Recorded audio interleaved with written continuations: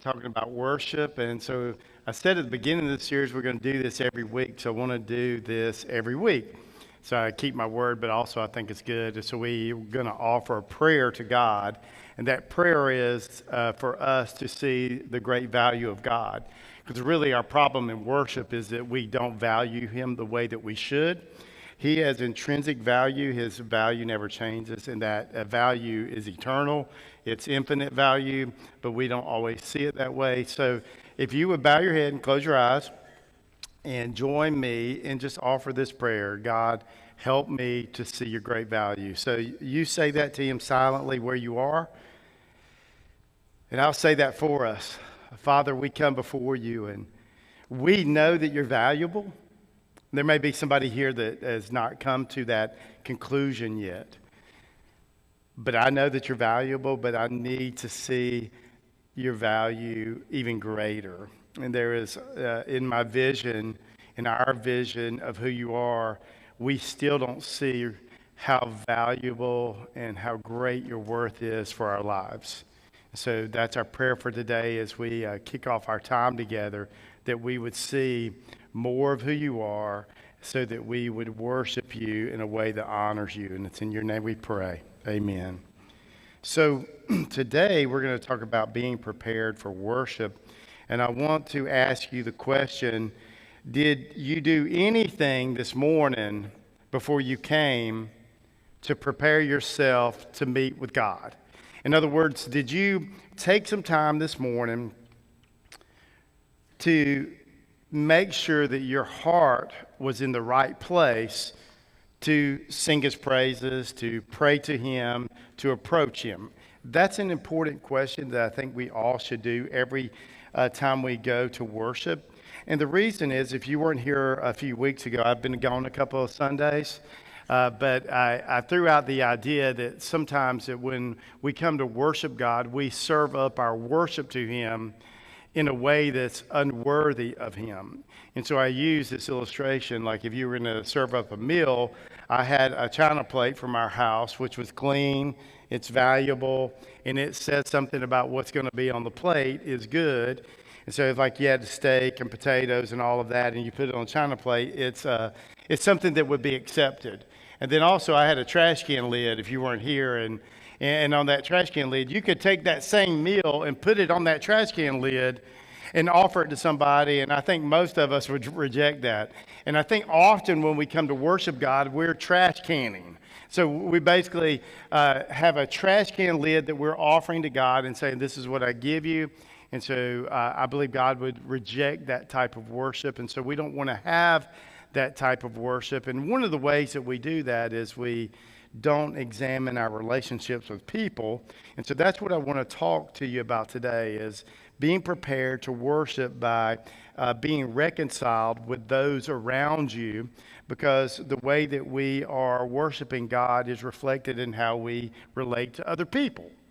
And we often don't think about that. We want to be good worshipers.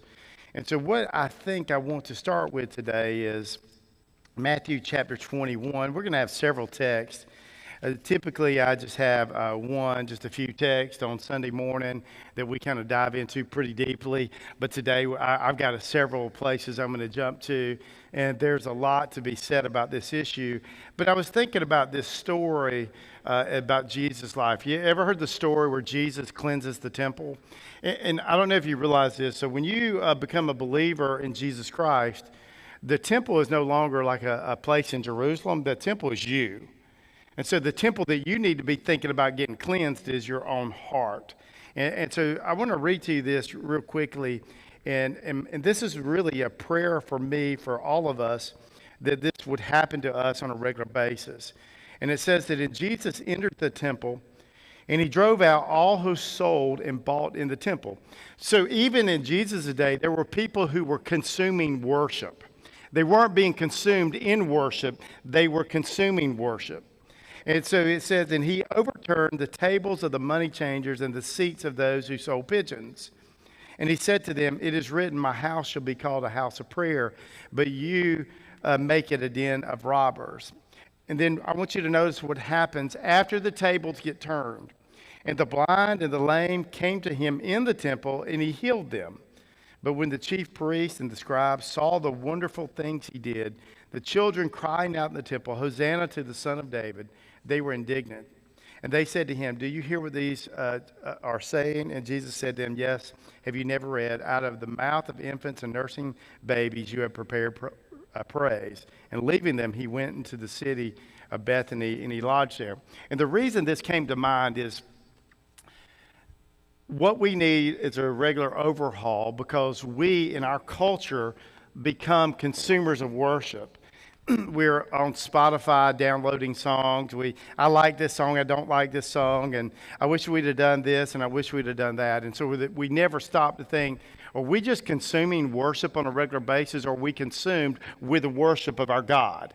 And when we become consumed with the worship of our God, what happens is we clear the way for healing to take place. If you notice in that story, as soon as Jesus cleared out the temple, then people's lives were restored. And if we want restoration to take place in our temple, then what we need is Jesus on a regular basis to overturn the things in our life that have got to go. And so what Jesus did is he chased them out of the temple. And I think that's a good thing for us. It's imperative that we take a look at ourselves. Matter of fact, I want to take you to another text. So let's turn over to 1 Corinthians chapter 11. 1 Corinthians chapter 11 is where Paul writes about how we should take the Lord's Supper, or maybe you refer to it as the communion. Now, let me give you the context for what he's writing, because it's important. We're just going to cover a little section of this.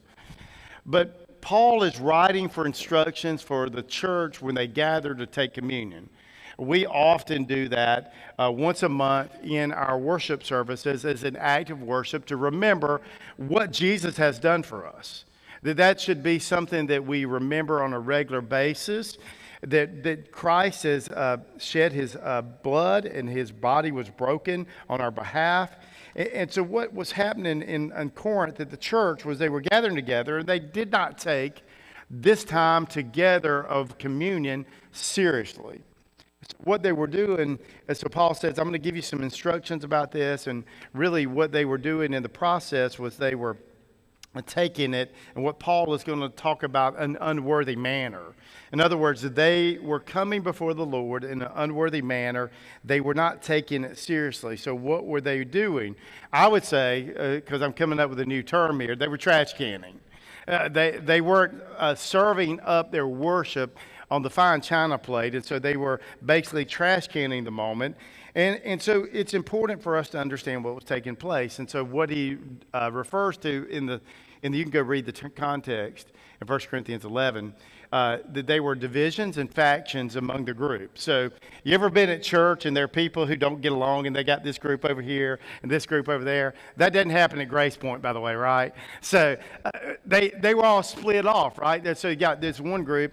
And in the beginning of 1 Corinthians, you kind of get an idea of what's going on. So there's a group of people that say, I follow Peter's teaching. And there's another group that said, well, I follow Paul's teaching. There's another group that said, well, I follow Apollos' teaching. There's another group that said, well, I follow Christ. And that's why Paul writes, and he says, this should not be. We all follow Christ. But there were groups being separated among the church. There were cliques. There were groups who were against each other within the church. And so you had these divisions and the factions. And he said, not only that, you had a lot of selfishness. That people were putting themselves before other people. Now, that never happens at church, does it? With the people who love God, that we put ourselves before other people. And so what was happening, they were gathering for these worship services, and there were two ways that they were particularly putting themselves before other people. One of them was through indulgence, and the other was through drunkenness. And so they would get together, and they would call these times together love feast, agape feast. They were gathering together as the body of Christ to worship and to pray and to be taught the word. And so they would have these meals. And so what would happen at the meals is they would put themselves first. And so they would rush to be the first in line to eat. And so what they would do is they would scarf all the food down so that people got left out. And if you ever, we ever gather together as a church to eat together, It's important. I always try to keep myself back and not be the first in line because I want other people to eat before I eat. Because I can eat sometime, and I'm not going to die if I don't eat. And so it's one way that you can kind of step back and go, hey, you go first. And so they were not putting others before themselves. And then not only that, they were, check this out. You think church can be crazy this day and time? They were actually getting drunk at church. So if people say, was it real wine? Yeah, it was real wine because like in these settings, they were actually practicing drunkenness. And so there was indulgence in food, indulgence in drink. And so when Paul begins to write this is what he's addressing and saying, this is not the way our gathering should be, that we are split among each other, and then there's not unity among us. And he says, and there should not be the selfishness that's overriding our time together, and there shouldn't be this gluttony and this drunkenness taking place. And so he writes these words, and so we're going to jump into the text at this point because you kind of know what's going on. So here's what he says. Whoever therefore eats the bread or drinks the cup of the Lord in an unworthy manner will be guilty concerning the body, which is the bread, and the blood, which is the cup of the Lord. And so in other words, he says, an unworthy manner. It's important that you get this. So he's not saying that they are unworthy as people. They are worthy to come before the presence of God because they have faith in God. And because of that faith in Jesus Christ, they have been reconciled with God. So they themselves are worthy to come in His presence. But what they were doing was they were treated in a manner that said that God was not valuable. And so what Paul's addressing with them is not the fact that they are unworthy, but what they are doing is unworthy of God, and that they are treating the Lord's body with contempt. And so he says that this is a big deal. And so he says, and whoever does this, I don't know if you caught that. That's the first line in the verse. It's whoever. That means it applies to all of us. This is not just for the pastor and the staff and the worship team. This is not just for those who serve on the guest services team. This is not just for the kids workers. This is for everyone who comes to worship. This is applying to you. And so don't come before the Lord in an unworthy manner. You declare the value of God by how you approach Him. And as you disregard, listen to this is important. If you disregard the values of God, then you don't value God. I can't, in one hand, say, I'm going to honor you and give you value, but on the other hand, I don't value what you value. Valuing God is valuing what God values. And so it's important that we understand that and that we operate that. And so our value in God should be seen with who and what we value like God values it. Our responsibility, so here's what he says. Let a person examine himself, then, and so eat the bread and drink the cup. For anyone who eats and drinks without discerning the body eats and drinks judgment on himself. That is why you are weak and ill, and some have died. But if we judged ourselves truly, we would not be judged. But when we are judged by the Lord, we are disciplined so that we may not be condemned along with the world. So what is Paul writing to us? He's saying, when you come to worship God, you should have some self-examination before you come before God. That's why whenever we take communion, it's always important to me that we always stop before we eat the bread and drink the cup and examine ourselves before we do that act. Because in that process, we are taking it seriously. And so I go, okay, I don't want to dishonor you, God, by dishonoring you with my life, but coming in here and using this time and taking part of this time like we're good. So it's important that you do self-examination. So for example, if you were to ask me, what should I do before I come to worship? You should have some time before you worship where you self-examine yourself. that you test yourself and go, is my heart in the right place? Are my relationships right? And why should this matter to you? This should matter to you because God really gives you a warning here. Like anytime there's a warning in Scripture, I'm like, I better pay attention to this. Like, don't you wish Adam and Eve would have paid closer attention to the warning they got? Don't eat from this tree because if you do, you're going to surely die. Right? We were like, you should have paid attention to that warning. And this is a similar warning, by the way. Did you catch what he said? He said, what's happened to some people is they have not taken this seriously like they should have. And what happened to them is they got weak, they got ill, so they got sick, and some of them went to sleep. They died. It literally says they went to sleep. And the reason it says that is because you don't lose your salvation because you come in an unworthy manner, but you could lose your life. Now, I would love to be able to tell you like a personal story where I like, hey, we had communion, this guy didn't take it seriously. It sounds kind of weird, like I'd love to tell you a story. But like, you follow me, it's like a good illustration. He took communion in an unworthy manner and God struck him dead. And we carried him out. That's pretty intense. And let me say this, I don't know, I can't prove to you this happened, but that's some people I suspect over the years I've been in church that's happened. And so is that God being mean? No, that's God saying you don't take me seriously. You make light of my worship. And God says, I need your attention. It's like a father disciplining his child. And that's what he says. This is not like God's out to get you. But you dishonor me with the way that you approach me. You're not prepared. And you think that it's not a big deal. And God says, I think this warning is there just to remind you this is a big deal. It may not matter to you, but it matters to him. It's a big deal. And so I heed this warning. We gathered as a worship team this morning, and I brought this up, and that's why when we do take communion publicly, we want to take it the right way. It's important to understand, like, I'm not talking about your justification. So I want to reiterate this. So legally, you're right with God, but the issue is, are you relationally right with God? And so I want to show you real quickly because I don't want you to misunderstand what we're saying. So you can be worthy through Christ before God, but that doesn't mean that every time you come before him, it's okay to come before him in an unworthy manner. So if you know John 13 is where Jesus instituted the communion actually with his disciples, and it's his last night with them. He says, I want to give you a new covenant, and so he goes through this. This is the place where he washes their feet. I want to read to you what Jesus says because I think it's important for us to understand this. So Jesus is going to wash your feet. So he takes off his rabbinical robe.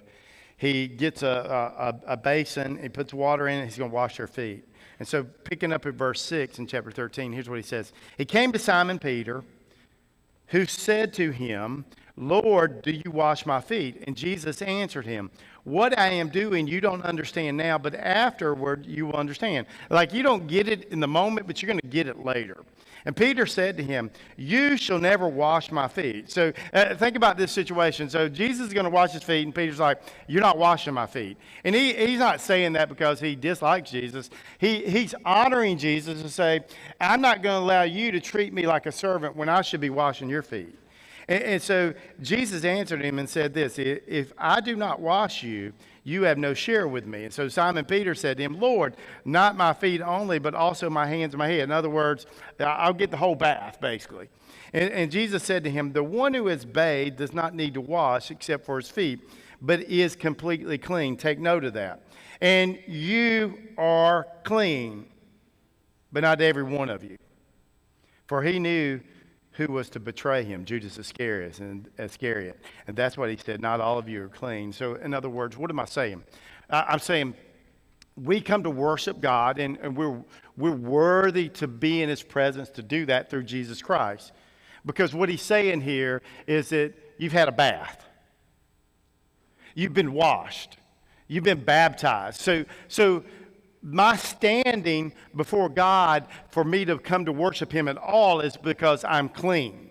And that's what he was telling Peter. He's like, legally, you have been justified. You've been declared righteous legally. So you are not guilty before the Lord. So therefore, you can come and worship him, which is, the prerequisite to come and to truly worship God is you need to be clean. So if you ain't ever had a bath spiritually, then you are not worshiping him in a way that's acceptable to him. So that'd be step number one. If you're here and you don't have a relationship with God through Jesus Christ, that's your first step.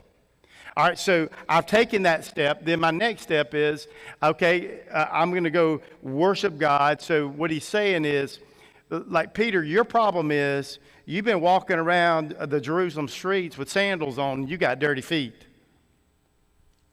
You've been living day to day. And he says, you don't need another bath, but your feet need to be washed. Anybody get dirty feet? Anybody get dirty feet this week, just living life? What he's saying to him is like, there's a guy here in the room with y'all, and he's not clean. His name's Judas Iscariot. He didn't have, he had not been declared righteous through faith in Jesus Christ. And so his problem was he'd not really truly had a bath. But Jesus said, you guys are clean. You've been washed. And he said, really, you just need your feet washed. So in other words, legally, I'm good with God. I'm right with God. But relationally, am I right with God? In other words, I have 3 sons, so therefore, legally, they're my sons. That never changes. But there could come times when we're not right with each other. Maybe my sons were disobedient. In order for us to have a good relationship, that needs to be corrected, and there needs to be reconciliation. And so this is what Jesus is teaching. And this is why, like in Matthew chapter 15, Jesus is talking to the Pharisees, and I'll go to verse 7. He says to them, you hypocrites, which are mask wearers. So like anytime you see hypocrite, you need to think of theater. You need to think of somebody wearing a mask, playing a role. And he says, well, did Isaiah prophesy of you when he said this people honors me with their lips, but their heart is far from me. In other words, they say the right things, but they don't live it the right way. And in vain they do worship me, teaching doctrines, as doctrines, the commandments of men. And so what they were doing is they were elevating their own rules to the place of where God's rules were. So what they were doing is they were saying all the right things, but they weren't treating people in the right way. And he says, like, these people, they come before me and they say the right things and they sound good, but really they're trash canning. And so it's important that we understand that. Ricky, our worship leader, I want you to come up here with me. Bring your wife. Come on, Adrian.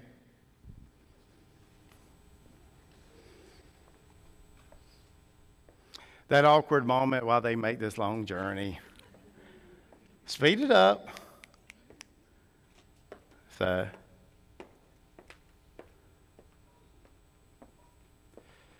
I don't know if all of y'all know Ricky. This is Ricky Adams. And so this is his wife, Adrian. Man, you're an awesome dude. You're an old hag. I was trying to find some way to insult you, but I was like, so I want you to step over here for a second with me. I want you to imagine this. So one of the pictures that we get in the scriptures is that Jesus is the groom and the church is the bride. And one of the things that we have a real problem with is that we want to honor the groom, but we dishonor the bride. In other words, we want to say the right things when we're talking to him, but when we're talking to her, I didn't think you're an old hag. So, you know how hard it is to insult somebody as a pastor on stage? It's really difficult. So we treat the bride one way, when he died for her. That's what I think Jesus is getting at. We honor him with our lips, but we dishonor him with our lives and our relationships. That's an issue. So in other words, we want to come to worship, we're going to talk about how much I love God. Do you know how your love for God is truly displayed? It's not what you say to him, it's how you treat her. Love God with everything you got. And love your neighbor as yourself. Who's your neighbor? That's your neighbor. Kids, come up. Run up here. Come on. Let's go. It's Addie in Boston. And that other kid. Bethany. Bethany. Which is a great way for you to understand. So it's like, what you know the other way that we look at our relationship with God? Here's God, and these are his kids. We talk about him one way, but we treat his kids another way. And let me say something about this, because this is important. I want you to imagine somebody being ugly to your kids. My wife's a school teacher and I coach. I can tell you this. When people treat your kids badly, poorly, disrespectfully, you get up in arms. But we can do the exact same thing to God, and we don't think it's a big deal. Ricky, you're so great. Your kids, you get the point, right? I was going to insult you, but I can't do it. I already did, didn't I? I love you, Bethany. Let me say this. If I insulted your kids, and let me say this. I've known Ricky long enough. I've seen Ricky get a little defensive of his kids.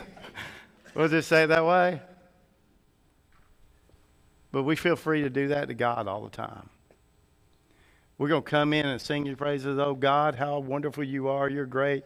And then by the time we've left the door, but before we even get out of the room, we've treated his kids as less than. Y'all can have a seat. Give them a hand. Awesome job. Forgive me if I insulted you. And look, that's part of your worship. Worship is not just when we gather together. Worship is all of that.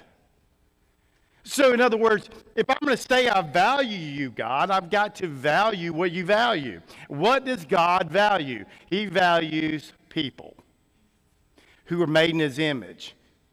So I can't say to God, I value you above everything else, and then treat the people that he values, that he gave his life for, like crap.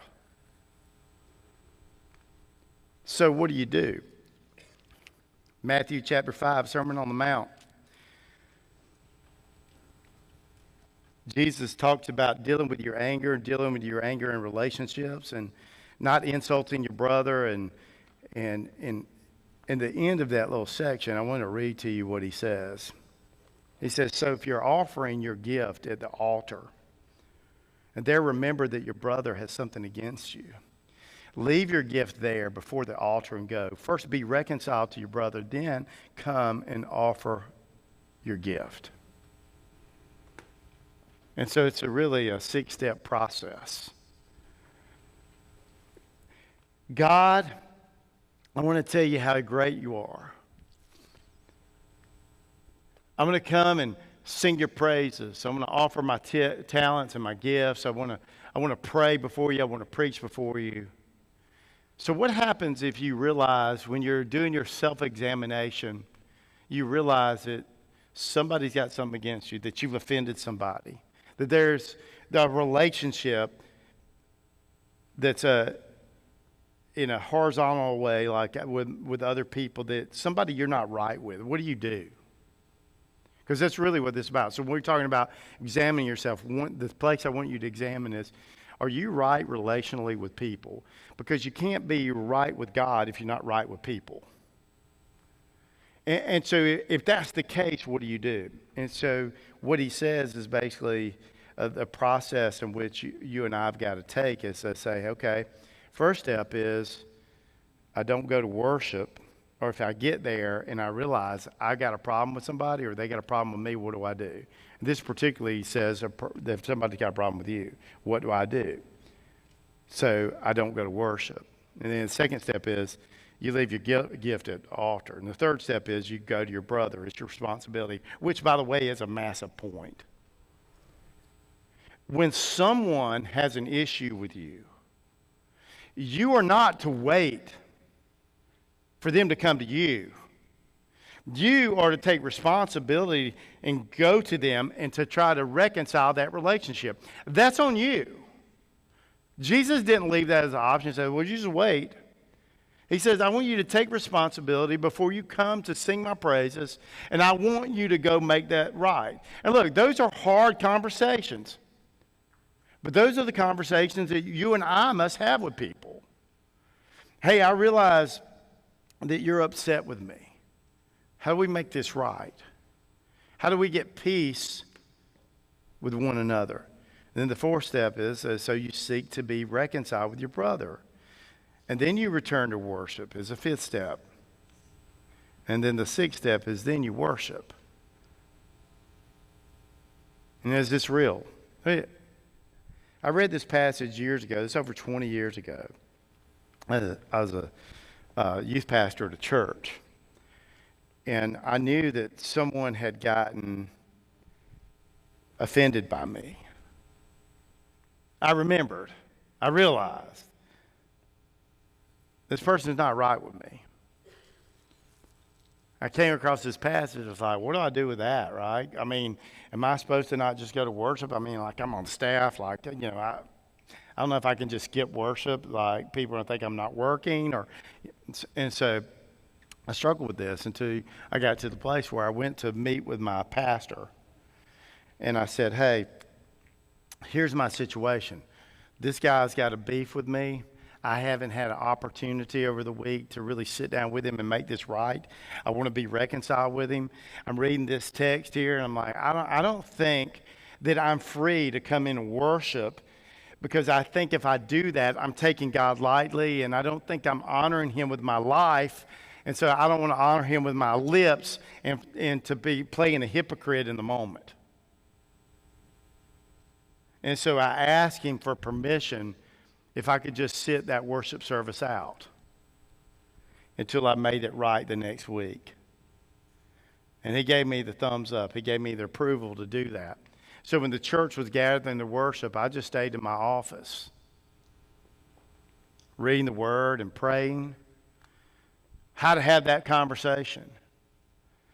As best I could, I tried to do what this text said. And so I began to think about this and go, okay, so like I got to go to him. So, you know, like on Monday, I called the guy up and said, hey, I really need to sit down with you and make this right. And so we were able to have a conversation. We made things right. That way I was free when I came back to the next Sunday to worship God publicly with everybody else and to offer my gift to say, God, this is how wonderful you are.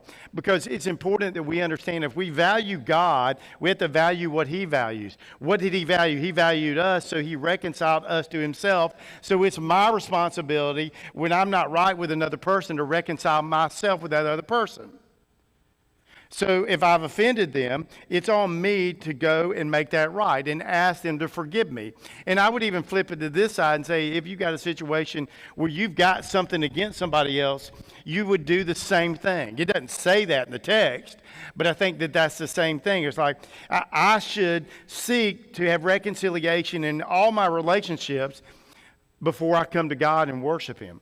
That may mean next week that half of you don't show up to worship. But if that's the reason you don't show up, that's okay. Because that's what we're supposed to do.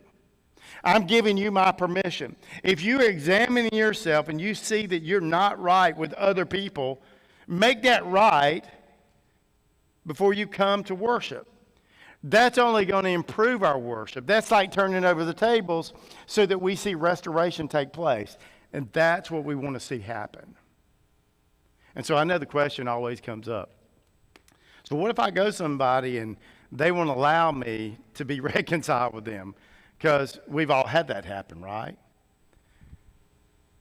And sometimes, like, you go to people and, like, you want it to be right, but they just won't forgive you. And I've had plenty of people do that over the years. And so what do you do? So I'll refer you to Romans 12:18. This is where Paul has talked about worship at the beginning of the chapter as a response to what God's had to do. And then he begins to talk about your relationships with other people. Don't think you're better than other people. Don't think you're worse than other people. Don't repay evil for evil. And then he says this: if it's possible, meaning it might not be possible, as far as it depends on you, live at peace with everyone. So what do? I realize I'm not right with somebody. And for some of us, we already know that. We don't have to remember. We just know it. So what do? Well, I go to them and I try to make it right. So I take my responsibility before the Lord, just like he took responsibility to make it right with me. And I go to them and I ask them to forgive me. I ask them to for us to work out our relationship, or maybe I'm forgiving them. And I do everything within my power to make this right, as far as it depends on you. I've made the effort. I mean, a real effort, not effort, but a real effort to make this right, to be at peace, so that I could worship. And once you've done that, I think you're free to come back. And in that way, I think we honor God. Because what we're saying to God is, you have the greatest value in my life. And that's demonstrated not just through what I sing, but it's demonstrated with my life and my relationships, is that I value who you are for me and what you've done for me. And so therefore, I want to make things right with my brother and sister because you've made things right with me. And I think when we do that, the tables are turned over and we are not just consuming worship moments, but we're consumed in worship. It's that I really think that you are the greatest thing going. And because you've done this for me, how can I not do that with other people? And so my question for you today is, did you prepare to worship? And you may be sitting there going like, I didn't really do all that, Pastor. Well, today's the day to start. Today's the day to start. How serious does God take worship? We would say very seriously. How seriously do you take it?